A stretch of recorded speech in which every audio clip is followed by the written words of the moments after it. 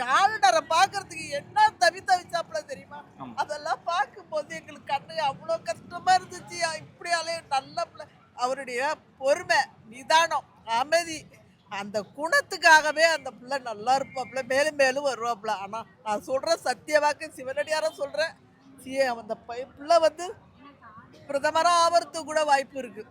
ஆனா மக்களுக்கு செய்ய செய்ய செய்ய நல்லாட்சி செஞ்சா நல்ல முன்னேற்றத்துக்கு போயிடுவார் அவரு. ம். ஏன்னா ஒரு குறையும் இருக்காது மக்களுக்கு.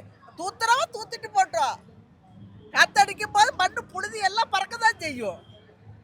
அதை நம்ம பார்க்க கூடாது. தட்டி விட்டு போயிட்டே இருக்காமா இல்லையா? அந்த மாதிரி போயிட்டே இருக்கணும். அவர் போய்கிட்டே இருக்கணும். எதையும் காய வாங்கக்கூடாது. சரிம்மா, ஒருவேளை இன்னைக்கு முதல்வரை பாக்குற வாய்ப்பு உங்களுக்கு கிடைச்சுன்னா என்ன பேசணும்னு நினைப்பீங்க? இதன் மூலியமா உங்களுக்கு தெரிவிங்க. ஐயோ, என் குலதெய்வமேன்றுவாப்பா, என் குலதெய்வமேன்றுவேன். ம், ம். வேற எனக்கு ஒன்றும் சொல்ல வராது.